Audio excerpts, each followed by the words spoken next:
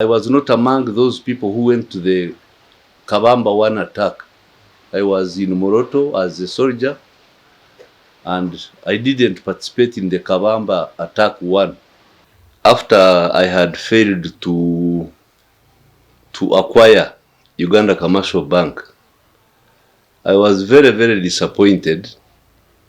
I didn't know that the financial and socio-economic wars are more complicated than military wars. Tarisita is the day His Excellency Yoweri Kaguta Museveni, the President of the Republic of Uganda, launched the NRA struggle in 1981 and has become a symbol, memory and celebration for the country. In 1986, a youthful Salim Saleh by then was tasked to draw the plan for the final assault on Kampala, which was successfully executed. This victory brought the national resistance movement to power, and since then, he has continued to serve Uganda, not for personal gain, but for the betterment of all. On this 44th birthday of the army, I really want to congratulate everybody who has participated. From the earlier times, the 71, 79, then 81 to 86, and all those who have been involved in implementing or complying with the principle number 1 of humanomics, which is security of persons and property, and then keeping in touch with the population. Because UPDF, we used to tell people that the army is like fish in water, and the population is the water. You cannot, as a fish, you cannot survive without water. So, and I'm glad they are shaping up towards that objective. They will never forget it.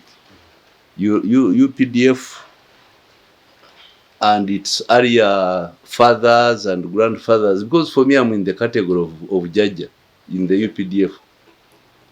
Those guys now, they look at me as an old man, and they are doing their best, and we are very, very proud of them. For me, I was recruited into the fighting unit forces in 1976. And I think in total, in terms of regional catastrophes, that war of 79 was purely against was more badly felt in West Nile in 1980 before the Ruwero War. So I think for record purposes, we should get a way of explaining that actually the first massive displacement of people from war was in West Nile.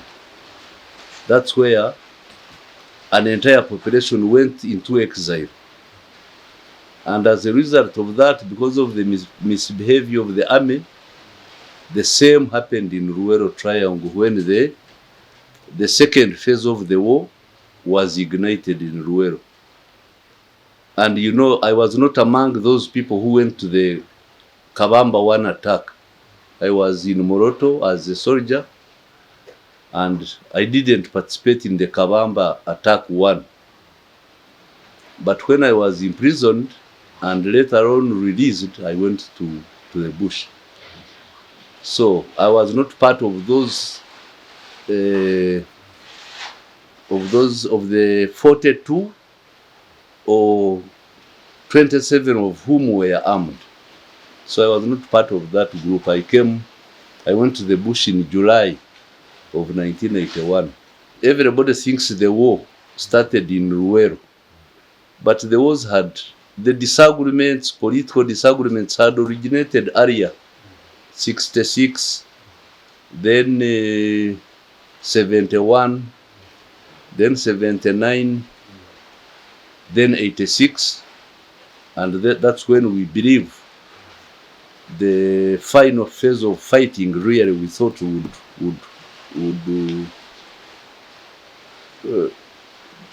thought that the wars would end, but unfortunately other insurgencies came up, and that's why it took too long until 2006 to completely pacify the whole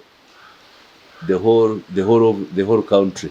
The general later transited from militarism to humanism, as he calls it, humanomics. After stepping away from military, he did not leave behind the values he had fought for. Instead, he continued his battle in a new arena, fighting for the well-being of people. He moved from wearing military uniform to focusing on how to make life better for ordinary Ugandans through Operation Wealth Creation.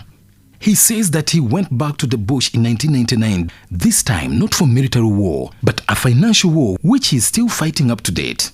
In February 1999, after I had failed to acquire Uganda Commercial Bank, I was very, very disappointed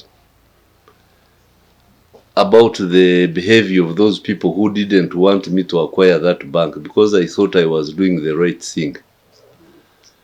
But now I have been learning and teaching myself, and also learning the principles of humanomics. And privatization and liberalization are the major principles of humanomics.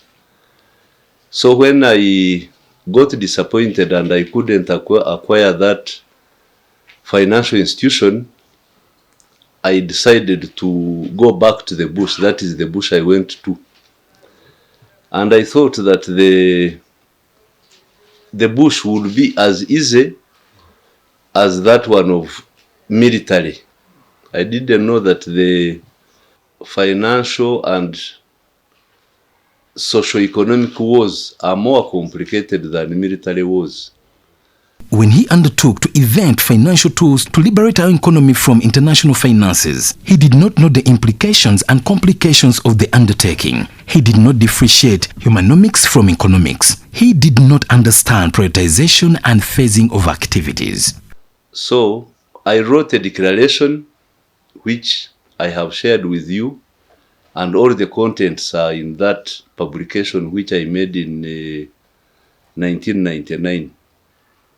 At that time, I didn't understand properly the principles of humanomics, privatization and liberalization, cost of doing business, the market integration. I didn't have a full understanding of those principles in economics. So, but I didn't fear to go. So I went and divested myself of all the entities that were hanging around me, and I started creating an outlook for myself of mainly 3 or 4 sectors: banking the underbanked, banking the unbanked or underbanked. Number 2, value addition to our strategic crops. And number 3 was industrial establishments. So that's what I have been pursuing now for the last 26 years. And I think you have heard the last time we did an interview, you had already visited Kapeka, which is our site, and then you have visited other areas that have now sprung up as a result of adherence to the principles of our command-in-chief. So, but so far so good. So from 1999, I went back into that mode of the bush war, fight until you win. And I'm very happy that all those intentions which were disturbing my head have been realized in partnership with the principles of liberalization and privatization. So I'll tell you one funny story. After the UCB failure, because at that time Mzee called me a pseudo-nationalist. Now after that I never listened to him, and I went for coffee marketing board. because that was around the same time that the Coffee Marketing Board was being liberalized. And again, I went for that. I said, I'm going to die with Coffee Marketing Board, but Mzee just told everybody, ignore him there. You just ignore him there, and I will surround him with capital. And he has finished me. I'm stuck in Bugorovi. Now, because Bugorovi was the only grading facility at that time, now we have at least 26 grading facilities across the whole country. We have at least 42 roasters, coffee roasters, who are adding value to coffee. Then we have got now about 16 industrial parks. Then we have got now the PDM, which is part of Musevenomics. Point number 10 is bringing everybody into the money economy. And he has been on the nationwide tour, and you can see the results. So, but I'm still in the bush. That's why I have not gone back to Kampala, because I'm still being sieged there in Bugorovi. I don't know whether I will be liberated from that point there where I'm still stuck, because I thought I was being a very strong nationalist, but I'm stuck there with that asset which is not very productive. So as you can see, I'm in Gulu, I'm Karamoja, Kapeka, other areas. Karamoja, we have like a very big, very many people are setting up base there for heavy industries of cement, marble, and other assets. So far we are okay. We are on track. General Salim Saleh says that we must integrate and centralize all our export-oriented efforts into one-stop center that is dedicated, well-managed, informed, and does not fear to lose battles as so long as it wins the war. What is lacking for sure is a coordinated intent of production, processing, storage, and marketing. Like Dr. Kaberuka once said, Dr. Kaberuka was the chief of the African Development Bank. He said the Africa's agricultural challenge is logistics. How do you produce crops cheaply, process them, package them, and export them? That is a coordination issue. That's what I'm calling for a comprehensive, coordinated actions towards understanding the value of products and markets. I turned from an economics to humanomics. This is just a terminology that we have just created, because economics presumes scarcity, but humanomics presumes plenty that is not being shared. That is the difference, because in humanomics you are seeing a lot of wealth which can be shared by everybody. In economics, it is the might of the one who has capital who controls the rest.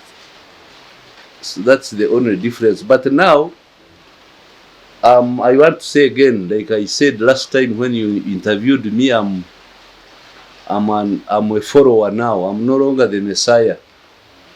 I'm just a disciple, or apostle, or something like that, of Musevenomics, because we have now finally aligned with his thinking, and that's what I'm teaching these days. As we talked last time, it is just a foundation. And if you follow through those principles, you will get to know where we are. Because, for instance, for him in the army, he said army building is a process. You must have a clear political line, you must have a clear strategy, and then you must train people, discipline. So if you don't do that, then you are wasting time. And through those principles, that's why he has been able to build a massive force out of peasants and a few intellectuals. But now the whole army is completely transformed and educated. So that's why we are very, very hopeful with the progress. You know, I'm 65 and the army is 60, is going to be 44. So I'm 21 years older than the army. But I have done most of my work, like in the last 28 years, is outside the army. It is in development studies, and we believe that the best form of defense is development. So we are okay. Maybe I'm about to come out of the bush. Miracles are going to happen in northern Uganda that people didn't expect. They are going to happen for sure. For instance, in this planting season of coffee, I think northern Uganda is going to plant more coffee than any other region. That one will change the status quo of our of northern Uganda. Number two, you have been here for a long time. They have all the factors of production. They have land, they have labor, they have markets on all corners of their area, and we are empowering them with mechanization, because mechanization has not yet taken root, but they are beginning to take in mechanization. They are beginning to diversify their crops from seasonal crops to perennial crops. Everything is hopeful for me here. Although it has taken a long time, we have not given up, and results will begin to be seen. You know, for me, I have never believed that poverty can be fought with guided missiles. It is sometimes you fire and forget. It's like an RPG. When you get the target very well, it will destroy the target. Like you saw all those testimonies where Mzee has been. You see somebody uses 1 million. In 2 years, he has built a different lifestyle completely. So we are very hopeful that the PDM, which has been my permanent dream, is now becoming a reality. It's like that industrial park in Kapek. It was an idea, but it became a reality.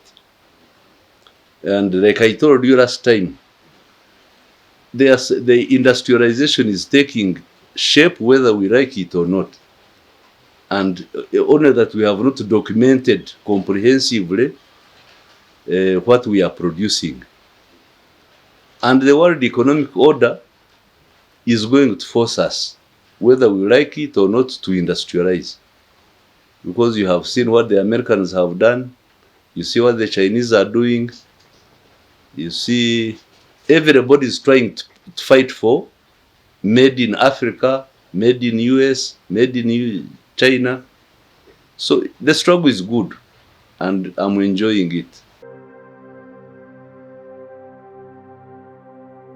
You know, many people, when they visited that center, they thought it had been, we were playing tricks on them. Those products are not being produced in Uganda. But when I sent the leadership of the cultural leaders from Acholi, I sent them to Namunkekera. They couldn't believe that there is that transformation there. So, and the center here is beginning to take shape. I hope you have visited them again. It's taking shape, and people are beginning to, even people from South Sudan, from Arua, they are beginning to now take it up. It's a very active site.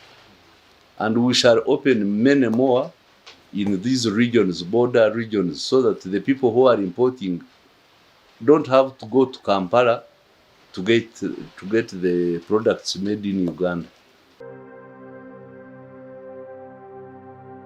We installed machines when there was low productivity. Like rice. Rice, we presumed that because the climate in the north has capacity to produce a lot of rice, we thought that the rice would become a major crop in the north here and northwest. And it was almost happening between 2002 to 2008 there. There was a big promise. But apparently, our brothers in Tanzania are producing rice at a very cheap cost.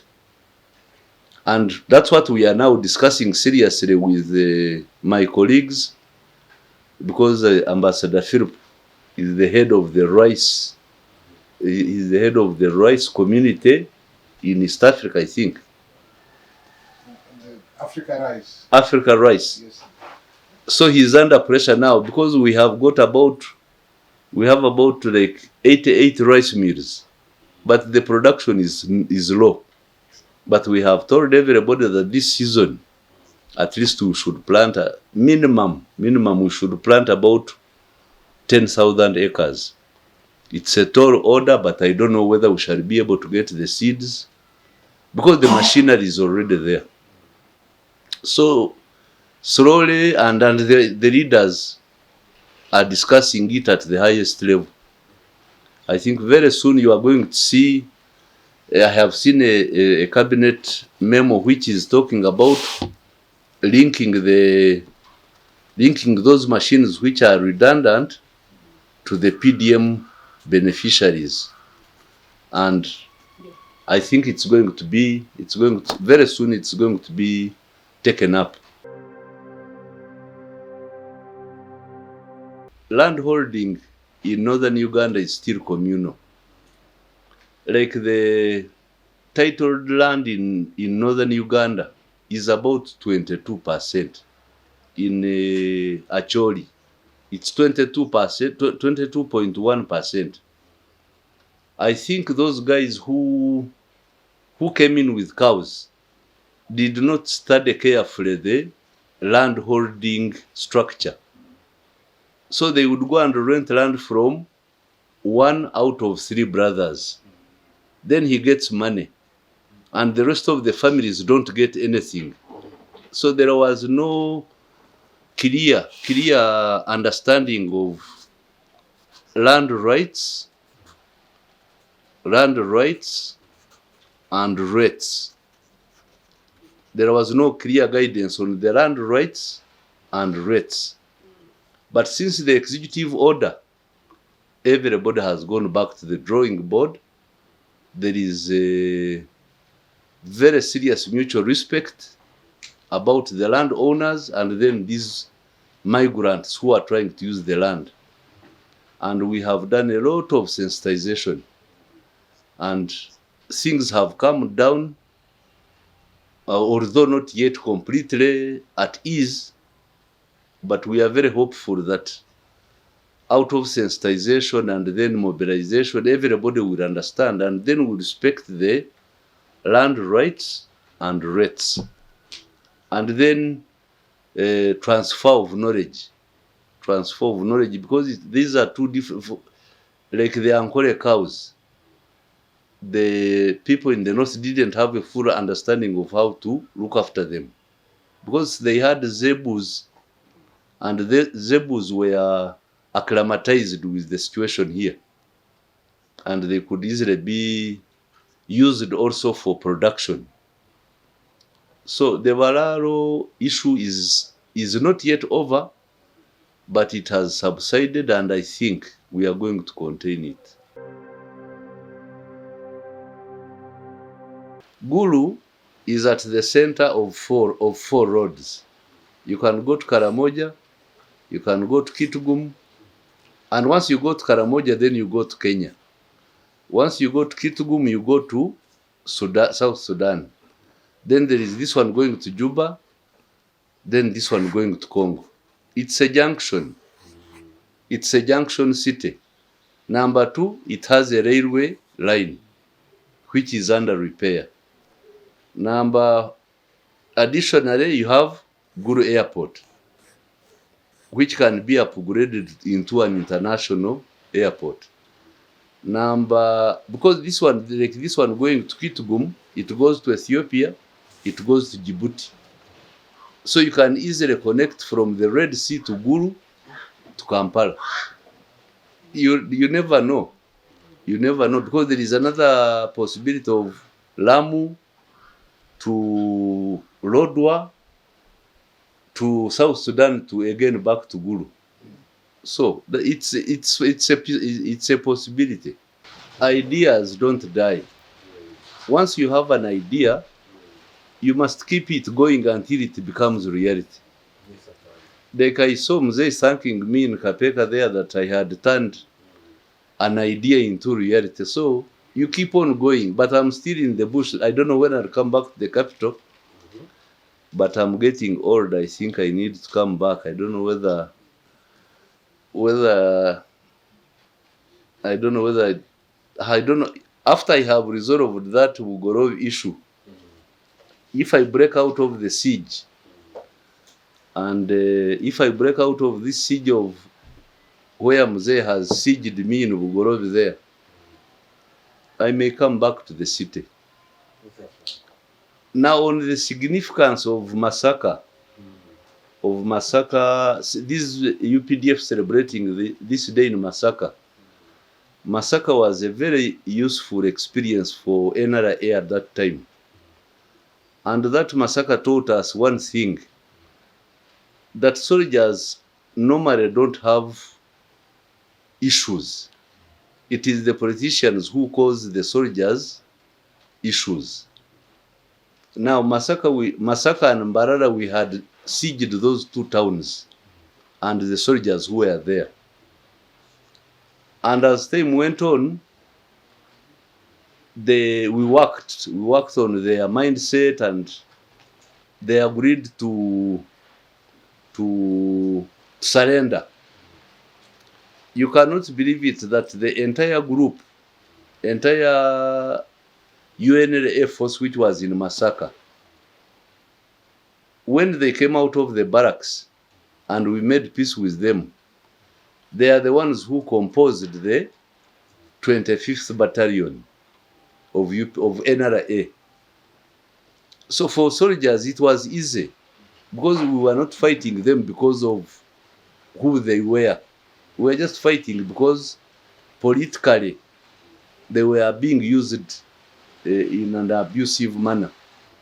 So the significance of that battles in Masaka, in Katonga Bridge, really produced a unified sense of purpose by all the fighting forces. And they became one army. And then when the constitution came, they changed the name from NRA to UPDF.